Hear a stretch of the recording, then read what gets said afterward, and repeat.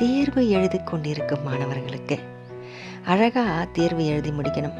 ரொம்ப சரியான ஒரு விடை நம்ம அழகாக எழுதி முடித்து நல்ல மார்க் வாங்கி பெற்றோர்களுக்கு பெருமை சேர்க்கணும்.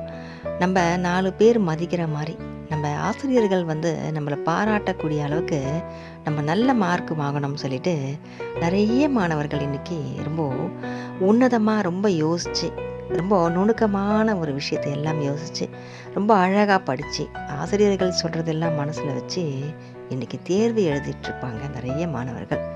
அந்த மாணவர்களுக்கு எல்லாருக்குமே முருகர் தந்தையோட ஆசீர்வாதம் என்றைக்குமே இருக்கட்டும்ங்க.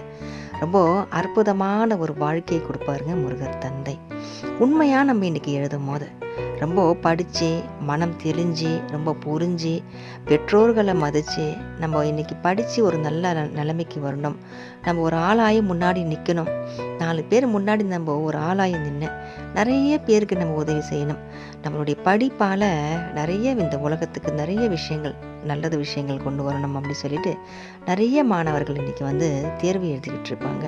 அந்த மாதிரி ஒரு நல்ல உள்ளம் கொண்ட மாணவர்களுக்கு ரொம்ப படித்து முன்னுக்கு வரணும்னு சொல்லிட்டு ரொம்ப கஷ்டப்பட்டு இரவும் பகலும் கூட கஷ்டப்பட்டு படிச்சிட்ருக்க மாணவர்களுக்கு எல்லாருக்குமே முருகர் தந்தையோட ஆசீர்வாதம் எப்போவுமே இருக்குங்க. நம்ம நல்லா தான் இன்றைக்கி படிக்கிறோம், நம்ம தேர்வு கூட நல்லா தான் இன்றைக்கி எழுதுகிறோம்.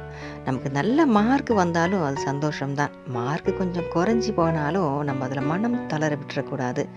எவ்வளோ மார்க் வந்தாலும் என்ன, திரும்பவும் படித்து நம்ம நல்ல மார்க் எடுக்கலாம், நல்ல ஒரு நிலைக்கும் நம்ம வரலாம்.